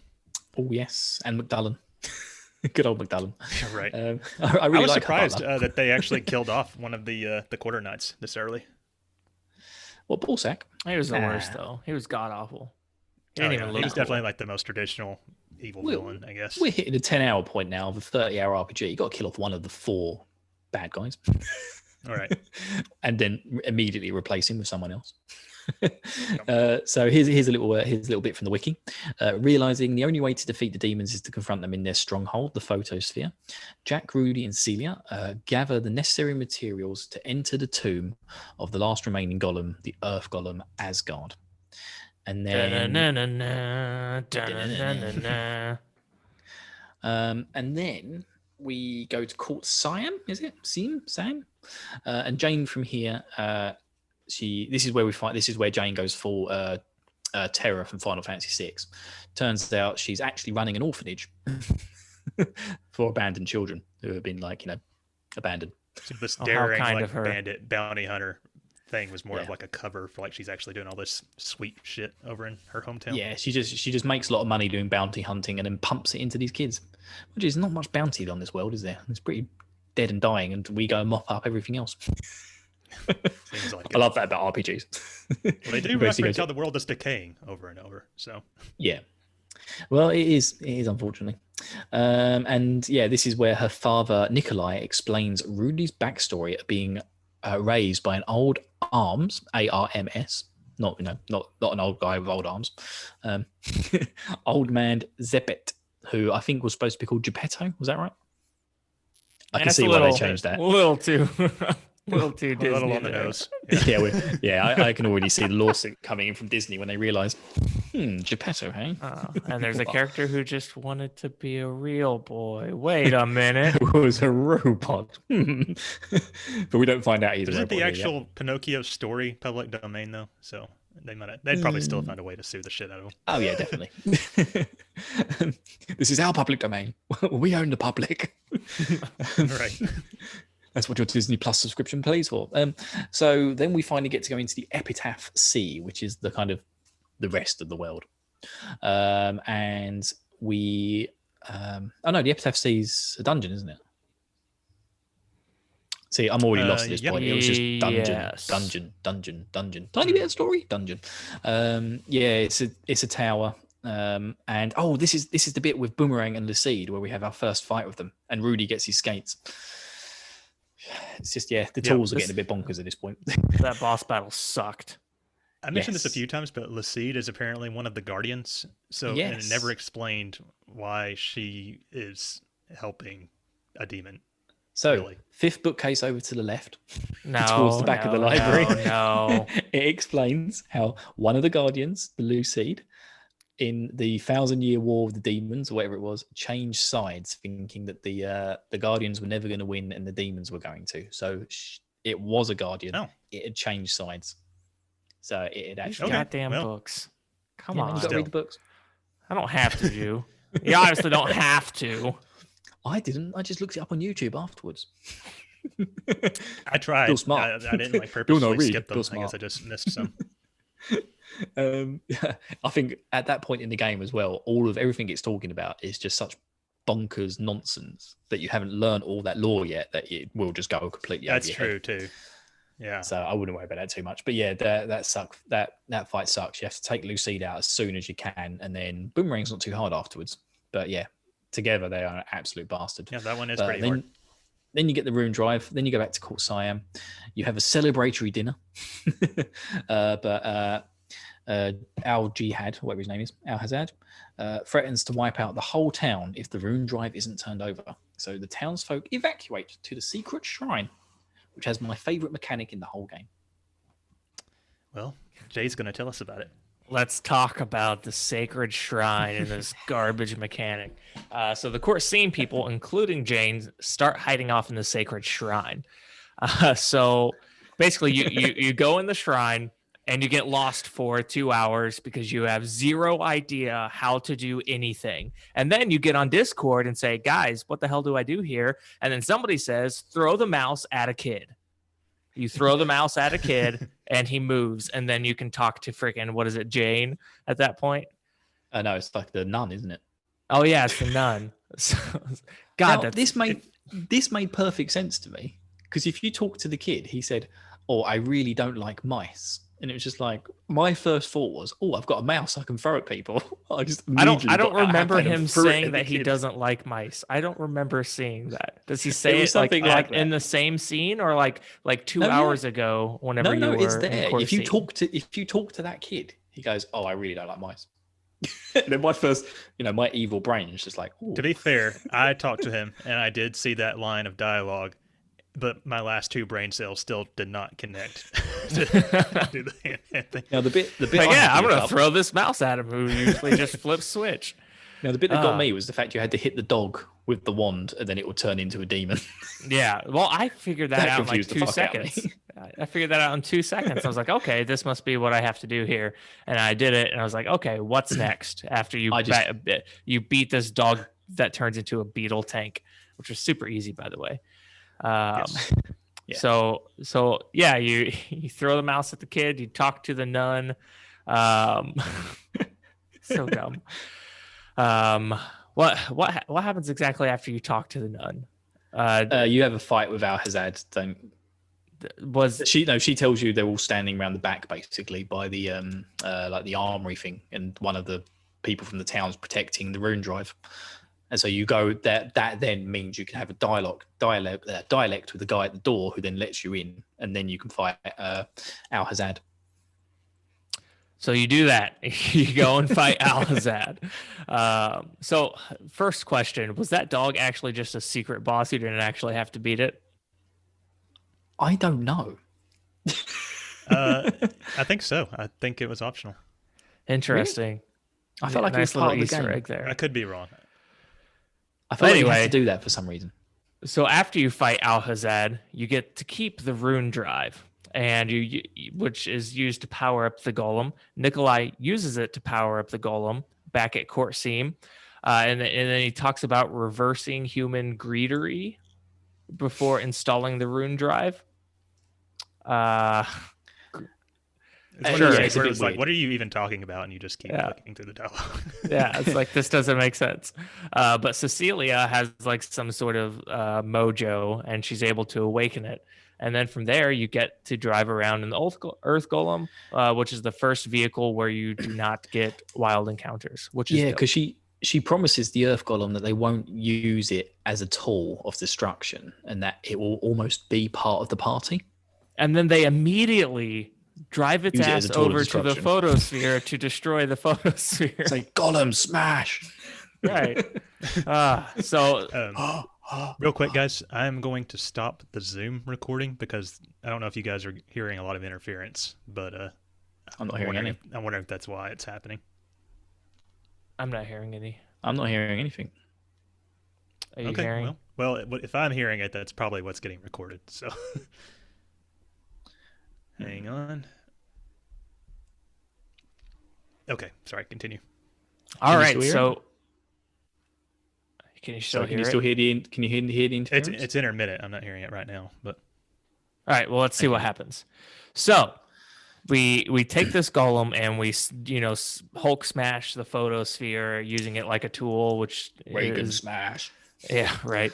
And there is a blue robed figure that you eventually find in the photosphere, and it helps you. So this actually turns out to be Zeke, because he's like, I don't, of course, I don't want to die. I regret all the decisions. And there is you have to fight Lolithia, which is kind of a huge pain in the butt because she puts you to sleep and then murders you. oh shit, I forgot about that. Yeah, that was so annoying. And there's It's on my nothing to notes wake to you talk about up. the You sleep just have to mechanic. wait there. But we'll talk about that in Sleep. gameplay. So you have a boss fight with Mother. Mother, dies. Photosphere crashes. Jane and Bartholomew rescue us. And there's some dialogue here that it becomes a little more apparent that Jane is in love with Rudy. But then the demons reappear on the ship, and they're like, "Haha, we helped you defeat Mother, but we're still gonna take over. We just needed to get this roadblock out of the way." I actually did think that was kind of a cool twist that they actually went against Mother. Although I was kind of surprised at this point that Mother was already like taken care of, which obviously we learn she's not. But it was just like, oh, they're doing something different here. I figured she would come back, but Yeah, it was kind of a cool twist because you do think Mother's going to be the big bad guy at the end. But it's just like, oh no, Right. she's gone. She's out of the way. Yep. So through all of this, Mother does get destroyed, and you do get the teardrop back. So from here, you make your way back to Adelheid. So there's like a big planning session that happens, and like a whole bunch of really unimportant things that happen here. In my opinion, it was quite boring. I did like So that, like all the side characters came together and you like sort of joined forces. It kind of seems like, oh, like the cast actually sort of matters. yeah, right. So thinking that the worst is over, the trio depart from Adelheid, where they are confronted by the Quarter Knights, who inform them of their plan to take over Filgaia. And they're, the Mother's no longer around. We're not going to destroy everything. We're just going to take it back over. So next we go to the Dragon Shrine.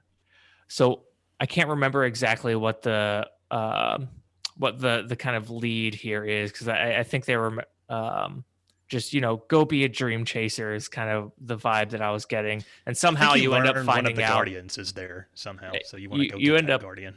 Yeah, you end up learning that there is like some kind of something stopping the trade or something like that for one of the towns, and you're like, okay, I'll go figure out what's causing these issues. And it ends up being like there's this whole whirlpool thing, and you end up getting to the Dragon Shrine. So, and all Isn't of that's this the one with the really finicky block pushing puzzles? Yes, I'm pretty think sure it so. is. Yeah, You get your silly vase full of water. that you only use here, if I recall correctly. Oh, I think there's some stuff in the final dungeon you use it for as well, but it's just like, what's the point in this tool? Yeah, You've got a watch that can turn back time. So you get the magic vase with that can pour water endlessly, which is like an invaluable tool to all of mankind. And we figure out that the demons want to destroy the Ray line, which will kill the planet or something. And Jack recognizes Lady Harkin's fast draw. So Lady Harkin's kind of like the boss battle here. And Jack recognizes her move. And this is kind of the first intro to like, oh, there's like some connection between all Harkin and Jack. Yeah, I totally called the twist like way before it happened, but I don't think it was particularly well hidden either. So, yep. So once you get out of the Dragon Shrine, if I recall correctly, this is where the red like areas start to open up quite a bit. You're able to go to quite a few other areas. I'm gonna yada over some of them, like the Isle of Conflict, Isolated Guild, where you can get some more magic. We'll talk about that in gameplay. There's Ancient Arena, which I had never done. Deserted Isle, Snow Ravine. So lots of different areas. You're just finding different guardians, different runes. What's the thing? The ocarina to summon the guardian, the golem, wherever. Yep, that was useful. It was very useful. But yeah, from here you end up going to the Demon Lab. So Harkin is protecting the Dark Tier.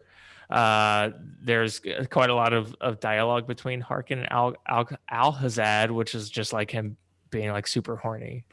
He's being pervy towards her. Yeah. This whole Demon Lab is exactly what it says, Demon Lab. There's scientists, computers. You fight Lady Harkin again, and just get more development on the connection between her and Jack. I'm wanting to say, does the Dark Tier end up getting destroyed here? No, I think it's later. Okay, I can't remember the actual plot that happens in the Demon Lab. I think it's not until Cod Dingle, right? That thing gets... Yeah. Okay. Old Dingleberry. Yeah. So next we go to the Forgotten Ruins. We get the Orc Arena here. We go to the Wandering Isle. Oh, the Wandering Isle was that dungeon with all the floating islands. You had to like grapple everywhere. I actually had quite a lot of fun with that. Yeah.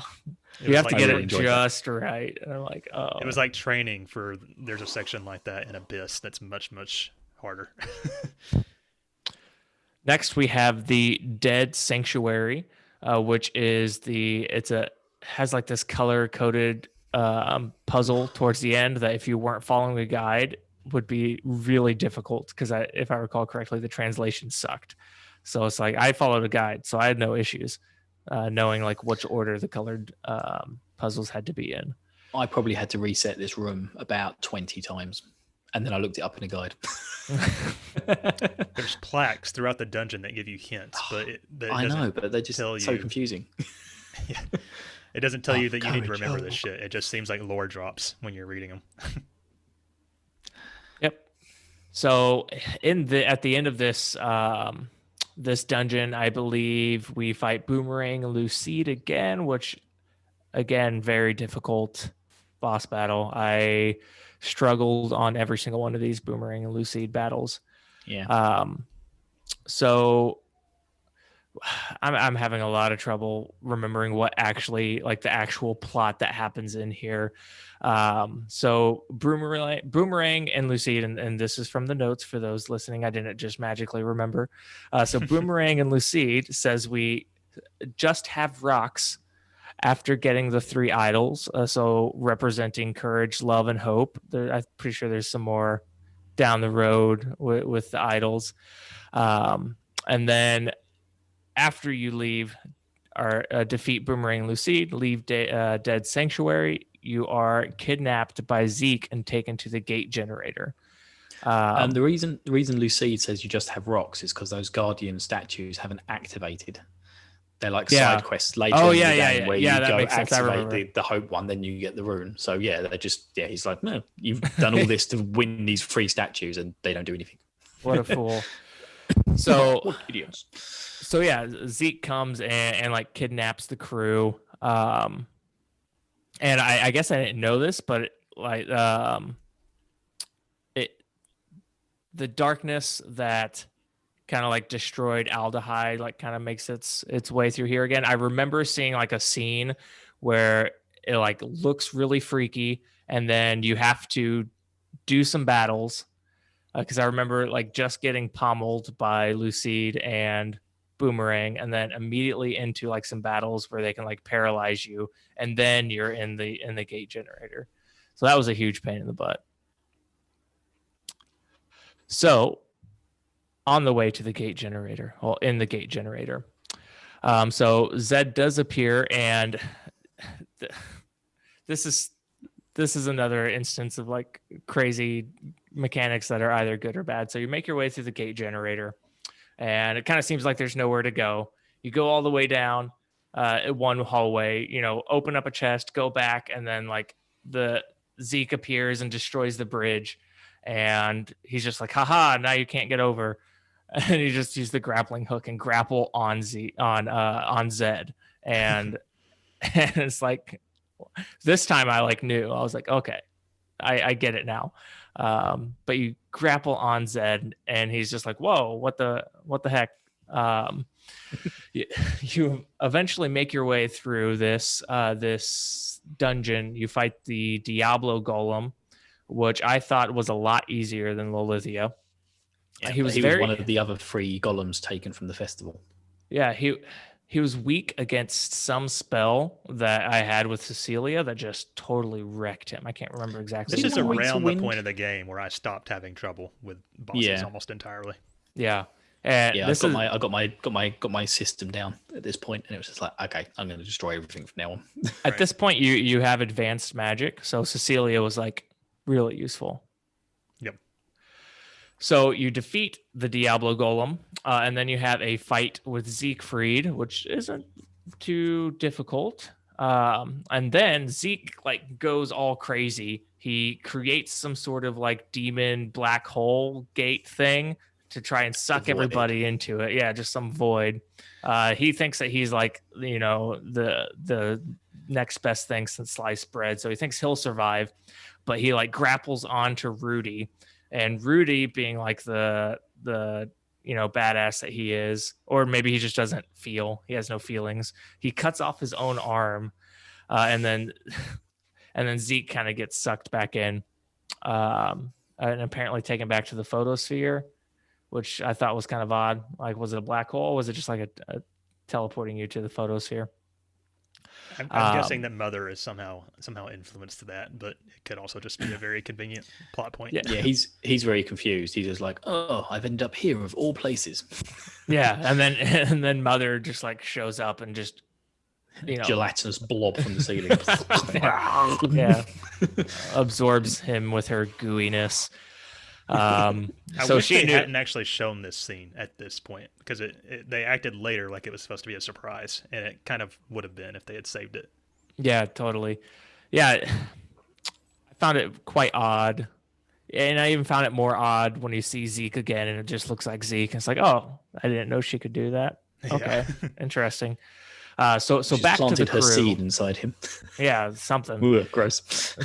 So back to Rudy. We actually find out he is a man-made machine. Like everybody's looking at him, trying to like help him, and like, oh, there's like bolts, metal.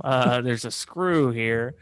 There is like some emotional scenes with Emma, and Cecilia gets a little emotional too, and everybody's all emotional.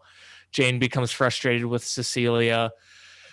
So the crew ends up heading to Rosetta to find herbs for Mariel to heal Rudy, while everybody else prepares for battle. So was there a conversation here that was like, hey, like the Elus, like made the, these robots. We should go find an Elu, and then they should know how to fix the robot. I think it's something like that. Yeah, I'm They're pretty like, sure this I is our remember only that hope, conversation. basically. Yeah. Yes. Like, oh, we know one Elu, the only Elu left.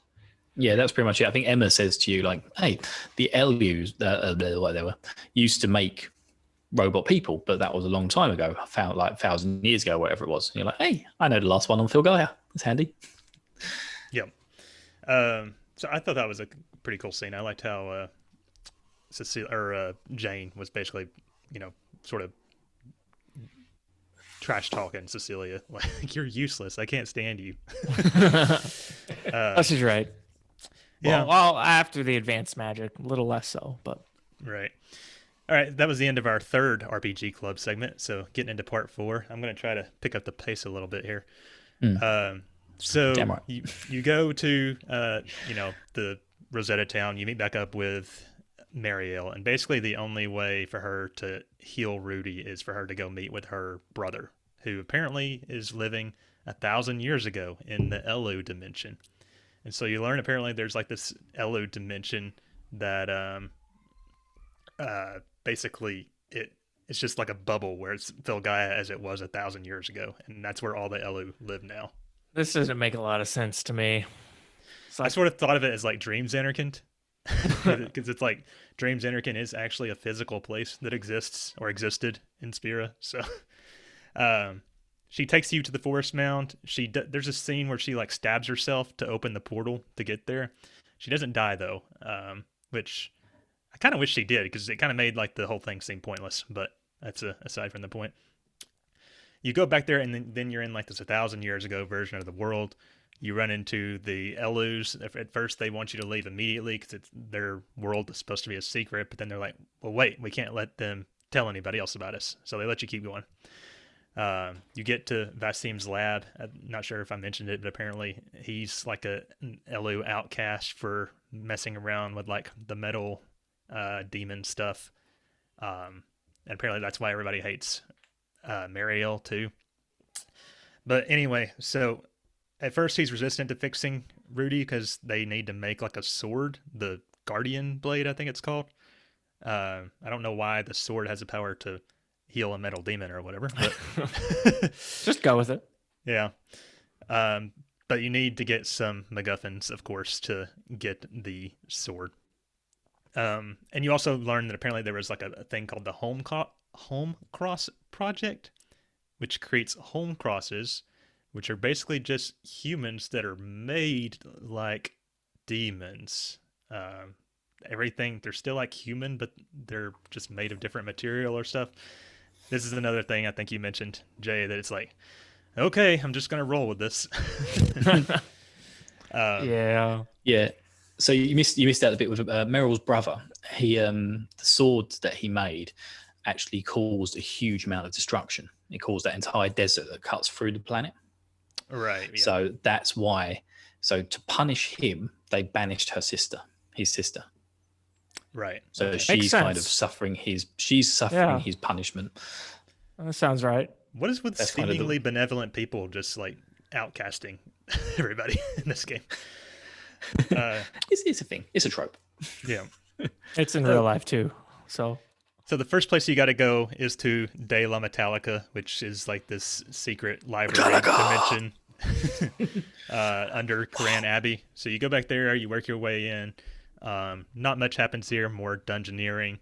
You get the one piece of whatever you need to get the book, to get the blade back. And so you go back to, and basically Cecilia somehow manages to enter Rudy's dreams and there's like this extended sequence where she's like trying to encourage Rudy to like leave his comfort zone because apparently he likes his dreams too much to wake up. he is a dream chaser. That's true. And so why would you want to leave? He found the dream, so The dream chasing robot. full circle. It turns out Do Old robots Man dream said of that electric in sheep? Rudy's dreams is like a demon or like a dream demon or something. Cecilia has to solo it.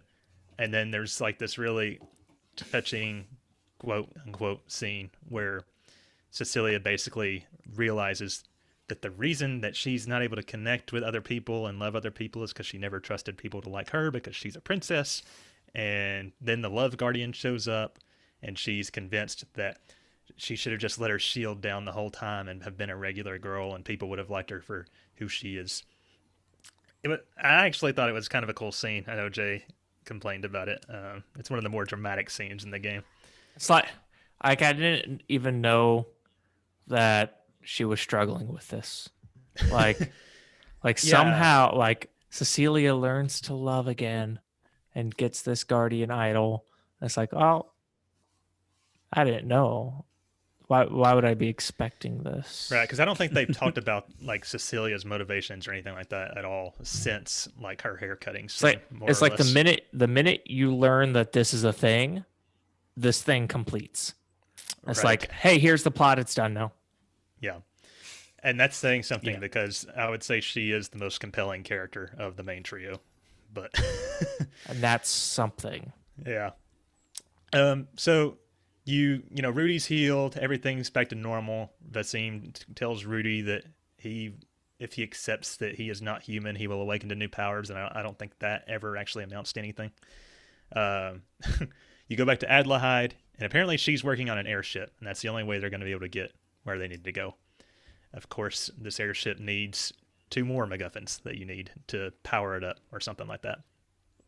But you do get a proto version of it, and I actually thought the airship was pretty cool, like as far as how it navigated and what it kind of looked like and all that. But you go to Gemini's corpse. There's a line here about the sweet candy not being the USS Missouri. Fourth wall breaking. Yeah, those are weird. I didn't like those at all. So the other group, like all the other characters, went to get the second thing that you need to power up the airship, but it gets attacked by a stone mermaid, I guess. And the ship ends up sinking. So they think they've permanently lost one of the pieces they need to power up the airship, but you just got to remember to go back to ship graveyard, and then everything washes up in ship graveyard. Yes. The thing that's weird about threw me off about all that is because there's literally a scene after the ship sinks where you're at the beach in ship graveyard. So it's like you don't think to come back after you go talk to Emma or whatever. Yeah. So the next dungeon is Pandemonium. You get there by flying your brand spanking new airship. I forgot to mention there's a scene where the airship crashes and Bartholomew is the captain, and they send him to the hospital. It's like, oh well. Poor Bartholomew. You fight Lady Harkin here and some other like random bosses. I think this is the last one, right? Yes, it is. Apparently Alhazad or Lady Harkin is actually Elmina, who is like a love interest for Jack in the past, and that's why he's been talking about revenge this whole time against the demons. Al-Hazad turned her into Lady Harkin because apparently she would be the perfect mother. I didn't really get that, but So real quick, did Jack know that, or did he think that she was killed by the demons, or that she was just killed? Because I was under the assumption that everybody forgot about the demons until the demons attacked Adelheid. Or did Jack know about the demons? I don't remember. To be honest, his whole past plot line was confusing to me. Something happened in more recent events that destroyed Artica Castle. I can't remember what it was though, but it was kind of to do with that. If you leave the game on the title screen, it shows you like this extended prologue sequence that apparently explains what happened to Elmina and all that. Really? Yeah, I watched it before I started the game, and then I didn't think about it again until today. So I wish I had rewatched. Oh wow! I didn't know that was there. So you destroy basically Lady Harkin / Elmina fucking dies, which I was surprised by. So at least that punch was not pulled. And then basically Al-Hazad says that you're a failure, and they want to raise a tower called Caw-Dingle that will complete the decay of the world or something like that. Caw-Dingleberry. They actually do use the dark tier here, and it like rains fucking death and destruction down. You actually see like the earth cataclysm lines and kind of shift and fall apart a little bit. You see tornadoes, there's a tsunami. It's just like, it goes to shit. Yeah, I thought it was weird though, because it's like you don't actually see any of that stuff after this if you like go explore the world. But what you gonna do? Well, don't you have to oh no, they're still rebuilding Adelheid from the first attack, aren't they? Yeah, I guess so. Unless you have been paying off the donation thing, but that's a whole other thing. Yep. You learn about how Jack he was knighted by Old Man Coldbird or something. He was like a Finral knight and was in training. They changed his name from Garrett to Jack Van Buris, which who knows what's going on at this point. Doesn't it mean like arm guard or something? Yeah, I guess he's supposed to protect the sword, which is Lady Harkin or whatever her name is. I guess that makes sense. Yeah. But that's the end of RPG Club Part 4. And I think this next section is the last one. Yep, this is the last section. So that will bring us to the Arctica Castle, which is all plot for Jack. So, decent castle, icy floor. This is where basically the final battle dies. Yeah, sorry, I got ahead of myself. Yeah, Scott actually touched on a few points here that I think have actually happened in this section. So this is where we learn all about Jack's past. You have a one-on-one battle with Lady Harkin as just Jack, and then she totes dies, and we learn that yes, according to this game, yes. So next up is. Do you know something I don't know? Did I miss another thing? You obviously didn't do the side quest. You can bring her back to life. Oh well. That's okay. Coming. Okay. Cool. We'll get to that in a bit. So,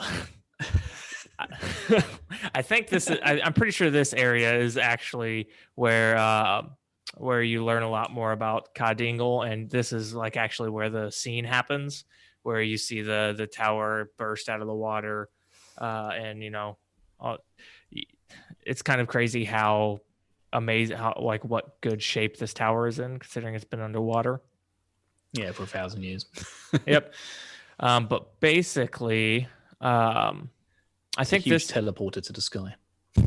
So you have the Idol of Love already done. You have the Idol of Courage already done. Now you need the Guardian of Hope, and I think you have to go back to Basker Village to do this. Is that correct? Yeah, because you can go to that temple at the top of the back end of Braska Village, and every time you go there, it goes, "No, you're not ready yet. No, you're not ready yet." And then at this point, once you've got the other 2 statues activated, this activates the 3rd statue, and then they say that some odd shit about Rudy's artificial heart is the thing that breaks the seal. Yeah, that's weird. They learn to love through his artificial heart. Yeah, okay, but he is apparently the Guardian of Hope, which I didn't quite understand. that Hope with a capital H or a lowercase h? Capital H, Final Fantasy 13 Hope. Yeah. Excellent. Good. So it's Hope's Guardian. So all 3 idols are unlocked, and now we have to go to Ka Dingle. So you are greeted by Boomerang and Lucide. And this is the last battle with Boomerang and Lucide. Well, unless you do the side quest. Yeah. Again. So you fight them, and they're like totally impressed by the cast. And they're like, you know what? We're gonna take one for you guys. We're gonna hold off these demons and let you inside, which I thought was, I don't know, kind of cool, but also like that doesn't make any sense. So basically, you go through this tower. I don't remember a whole lot about this dungeon. I felt it was pretty basic. But once you get towards the end of this dungeon, you get teleported to Malduk, and which is split into 2 parts. And you take out Alhazad permanently at the top of Ka Dingle. Yes, you do. That's take where out he sort of turns into that takes weird off his Mulver sheet. monster. Yeah, he takes off his sheet. He's flashing you. I didn't have this Boomerang battle was actually quite a bit easier than the other ones, in my opinion. And then I didn't have any issue with the Alhazad battle. So you're in Malduk, and this is another dungeon that I'm not remembering quite well. The main thing about this one was you could split into like 3 different directions or 3 different areas you had to get through to get like the 3 pieces of whatever you needed for the final gate. Yeah. Oh god, yeah. I had to look up a guide for that one where you have to like search that specific grave. At this point in the game, I was playing at like 6 a.m, the day of us recording the RPG club, and so I was like, well, I gotta just humble through this guide. Yeah. So before we get to like the final boss and ending, I'll just rush through the story related side quests real quick. You can restore Adlahide, and you can find an optional guardian to where you can bring back Elmina, but she won't have any of her memories. So Jack takes that deal and just chooses to let her live her new life. Yeah, they have to delete her memories so that she doesn't remember all the atrocious things she's done as Lady Harkin. And then you can get a really funny scene, don't you, where you get to talk to her. She's like a barmaid in one of the villages. Yes, I never actually saw that scene, but I read a couple of days ago that apparently that's a thing. So I wish I had. Yeah. You can go to Saint Centaur and fight Zed again. Apparently he's like keeping the blind girl there company, and he's found like a purpose in protecting her. You can choose whether or not you want to kill him. I gave him mercy. I don't know what happens if you don't, but I assume they actually kill him. Just be a bit of a dick. Right. And then you could go back to the ancient arena. If you complete all the fights there, you get to fight Boomerang and Lucide one more time. Lucide's been transformed into a sword for some reason. But I didn't really have any problems with that fight either. I think that's the only story-related stuff that's actually a side quest at this point. So I'll throw it back to you for the ending here. So, time for Malduk Part 2. Also, Malduk is a terrible name for our final dungeon. So, better than Ka Dingle. Yes, this is true. Yeah, these are all like depraved sex acts, aren't they? This is all terrible. So within Malduk's deepest sanctum, deep sanctum, they confront Siegfried, who transforms into a revived mother. So this new being, Motherfried, that's the actual name of this boss, is Motherfried. So you have to fight Motherfried. They confront the heroes with the intent of using Malduk's primary weapon to destroy Filgaia. But of course, you defeat old Motherfried. Awful naming. However, even after the defeating the last of the demons, it seems too late to stop Malduk. And the Guardians decide to pull their strength together via the teardrop. Yeah, I don't know why I just revive the world. You'll probably want to cut that out. So that's all right. I'll leave that. I wanted to bring up here real quick. There's a line when they find, or a little earlier, where Zeke talks about wanting to destroy the world, and Cecilia's like, "I thought you wanted to rule it. You're just like Mother," or something like that. Yeah. And the reveal doesn't happen then. But I was like, "Well, Cecilia, I've got some news for you." So yeah, they defeat the last of the demons, but it doesn't seem like anything is going to happen. So the Guardians are able to pool their strength and revive the world. So Rudy, Jack, and Cecilia board the teleportation device to be transported back to Filgaia, only to be stopped in mid-voyage by what is left of Siegfried, Siegfried's body and his spear. It's like I've crawled my way out of hell to come and fight you for some reason. Which, by the way, is the same thing that Boomerang says, more or less. Yeah. I'm like, man, there's a lot of crawling back from hell going on. He calls himself the Revenge Sword or something, doesn't he? Yeah. Yeah, it's something stupid.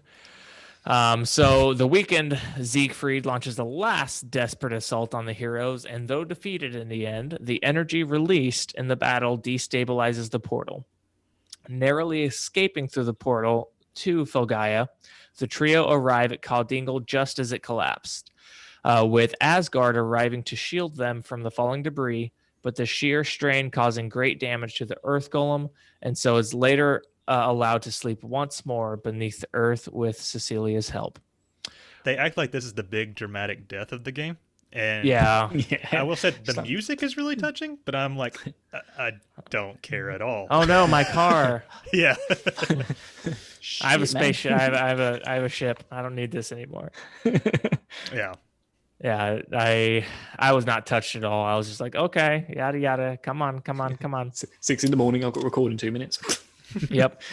So with the demons defeated and nature beginning to recover, Jack and Rudy set off on a new journey, and Cecilia was supposed to remain in Adelheid and, be the queen. But she ends up writing a letter, which basically is the entire ending. It's just them reading a letter. She tells them that she's going to send them an item that they forgot. And it's just her. If that's the thing, I really she's the item.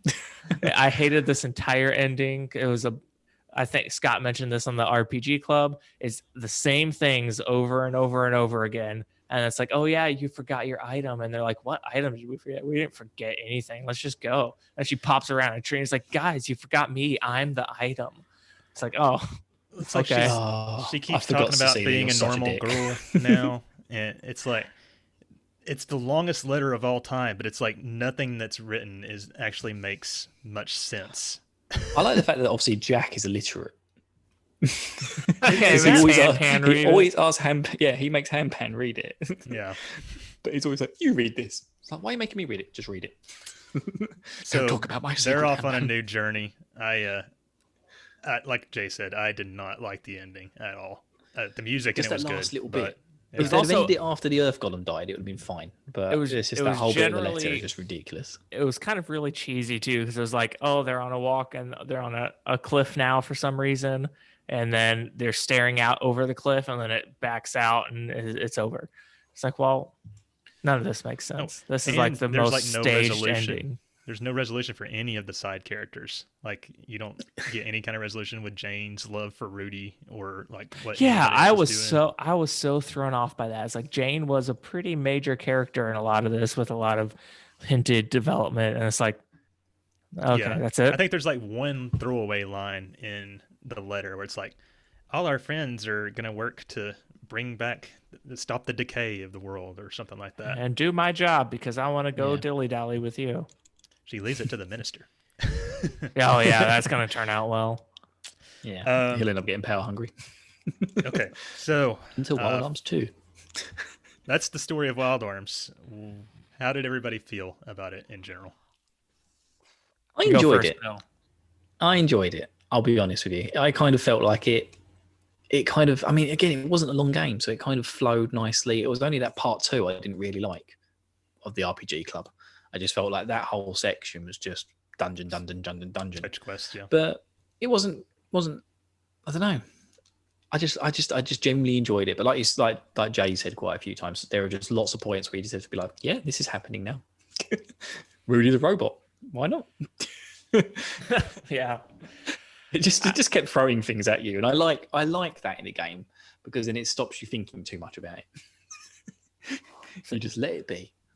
Yeah, I guess that's a good point. I didn't mind it. I thought this was a good game, and I would have really liked this game a lot more 12 years ago, I think. I whenever I definitely was, did. yeah. So I think it is, and not just because I think it aged terribly. It's just I think my attention span is a lot different than what it used to be, and I could not stand all of the like randomly introduced plot points, all the loose ends, all like the suspension of disbelief that I had to introduce. Like I felt like there were several times it was like, okay, you're I usually like a game that introduces the world concepts at the beginning. It sets the rules of the world at the beginning, so we know what to expect. We know Well, if you've what's got the real, right what books isn't. in the library. Yeah, that's another aspect. I don't want to have to search out the plot. I want to be told the story. I don't want to have to go search out the story. I'm with you on that one. So yeah, I feel like the game did a bad job of setting up its world, which created a lot of confusion for me.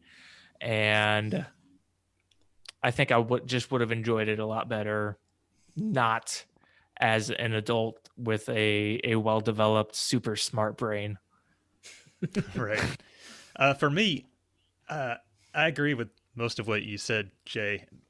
I'm kind of a little bit more in the middle though, because I feel like there is a good story in here somewhere. Somewhere, yeah. You gotta It's, you gotta you gotta trim the edges. You gotta pick up the trash over here, throw it in the recycling. I feel like if maybe they expanded on certain things a little bit, and I think whatever assuming it's a translation, like the translation is just awful. I felt like not that there was a bunch of like typos or anything like that. It's just like the way it's written. It's almost like whoever it was like a Google Translate type deal because like a lot of the concepts just didn't come across for me, and it just felt like bad writing. With how They some of clearly these tried to plot add their own points, flair as well. yeah, What'd you say? with how some of these plot points were introduced, like randomly thrown at you, I feel like there has to be translation context missing and earlier parts of the story. Like maybe in the original language, or the original translation, the whole thing with Cecilia and the dreams and her love, like maybe her character build development up towards then was a little more fleshed out in the Japanese version. Yeah, and the remake supposedly has like a pretty like expanded script, so I do wonder if it's how much better it is in that. Honestly, I would be up for a modern day remake of this game because I'm sure it would be, unless they just totally botched it, like it would probably be awesome. They'd botch it. Probably. Digimon Cyber Sleuth, come on. Yeah, come on. So that's a good point. I don't know how involved they are in Valkyria though, but those stories are pretty good, I feel. So, any other thoughts on the story before we go to the outro? All right, let me pull up our little musical transition here. Asgard did his best, huh?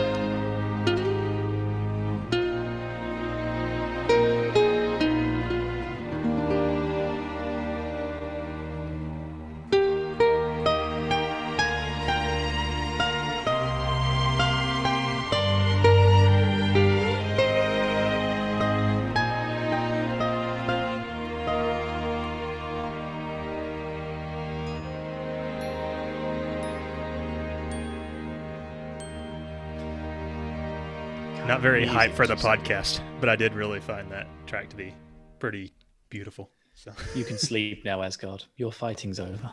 there you go. You did your best, can- huh? You did your best. You can The rest. rest wasn't good enough. Actually, it was. So Get up. It was Get up, you maggot. just good enough. Now I need a new car. Right. So, guys, that is it for part 1 of the Wild Arms review. Scott, what are we doing next week? well, Jay, next week will be part 2 of our Wild Arms review. It's going to be back to back this time on the review sections. And I'm happy to announce we will have a special guest. It's our listener and patron, Punch Truck Dave, one of our favorites. So I'm excited to rap with him a little bit about this. I think he's more on the positive side for this game, so maybe it'll balance out Jay and I a little bit more. I will try not to be too negative. Right. I'll try not to be too average. Well, that's just how you are, my man. So do not forget to rate and review us on whatever you're listening to us with. Throw us a rate and a review. Yeah, and you can be as cool as me if you join the Patreon. So where you can get early episode access, ad-free episodes, aftercast, extra reviews, RPG Club. You can join in with the nominations and the voting for our next game, which will be after Neir, and much, much more. So yeah, come visit us at the Patreon/RPG After Years. Yep. So one thing we are trying to do, we have been doing, just maybe not on the same day every single day. We are streaming every Sunday, usually around 9 a.m. Eastern. There are exceptions whenever we have some special reviews going on. So you can find that on twitch.tv/RPG After Years. Another cool thing we have a merch store. It's on Redbubble. You can find that at redbubble.com/people/RPG After Years/explore. Or you could just search RPG After Years on there. I've got a tank top on right now. There's travel mugs. I needed this so it didn't make so much damn noise and my coffee didn't get cold while I'm recording. We've got coasters that are pretty banging. I got a poster in the background. And that's not even all. So I am financially supporting this show single-handedly. No. But yeah, that's about right. Is really. Search us out on Redbubble. Him and Disa. So you can also reach us via email, rpgafteryears@gmail.com, if you want to throw us some comments, some feedback. Maybe you don't want to leave us a 1-star rating because you think that we can do better. Let us know in an email. We will get that, and we will generously provide or apply any feedback given to us. And I've been wanting to say this for ages. We've got a banging Discord. It is really taking off over there. It is on fire. And other tropes of the Discord. Yes, but if you want to come and join us on Discord, it is really good on there at the moment. And the link can be found in the show notes below and on our pin notes on Twitter. So to wrap it up, you can find all of us on Twitter at RPG After Years is the show. I am at JAYD Hizzle. You can find me at the Scott Spot. And you can find me at Metallica, METUNNICA. And what about Rich? Hail Blue 1569. 69. Woo! You got it. Nice. All right. Well, we're making some progress on this review. So join us next time, partner, when we finish the review with Punch Drunk Dave, episode 39. Until then, I'm Jay. I'm Scott. And I'm Bill. Giddy up, partner. Let's get out of this rodeo. Yeehaw. Ride 'em, cowboy. Yippee-ki-yay. Cowgirl stuff.